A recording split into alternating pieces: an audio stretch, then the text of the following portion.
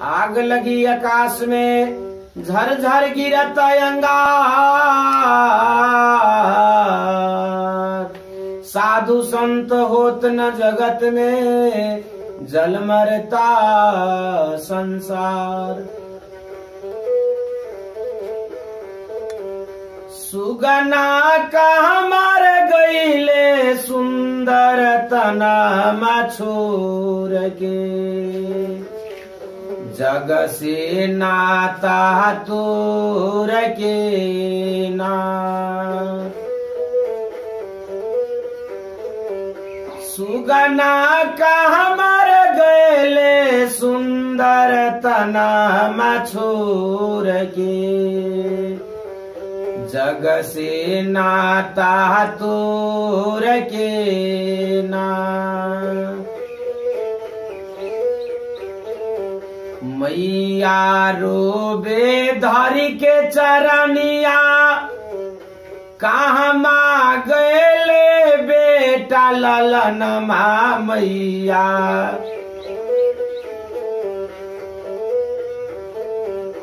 हम ता मारी जइबे बेटा के रे विरोग से। सुंदर तना मछोर के ना। सुगना का मर गएले सुंदर तना मछोर के। जग से नाता तोर के ना।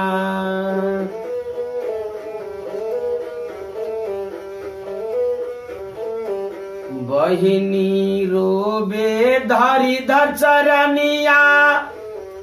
कहाँ माँ गए भाई ललन माँ बहिनी। बहिनी रोबे धरी धर चरनिया। कहाँ माँ गए भाई ललन माँ बहिनी। हम ता मारी जइबै भाई के रे विरोग से। जग से नाता तोर के ना।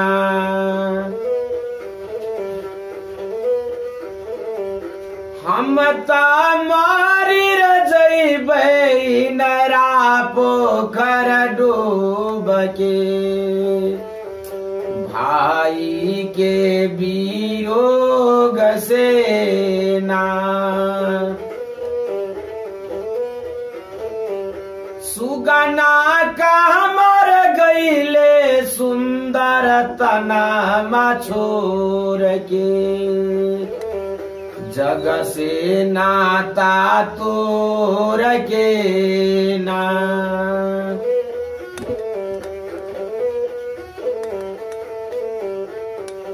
तिरिया रोबे धरी के चरनिया। कहाँ माँ गएले पति ललन माँ तिरिया। तिरिया रोबे धरी के चरनिया। कहाँ माँ गएले पति ललन माँ तिरिया। हम ता मारी जइबै पति के रे विरोग से।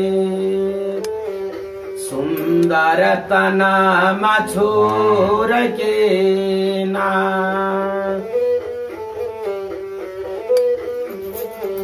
सुगना का मर गईले सुंदर तना मछोर के। जग से नाता तोर के ना।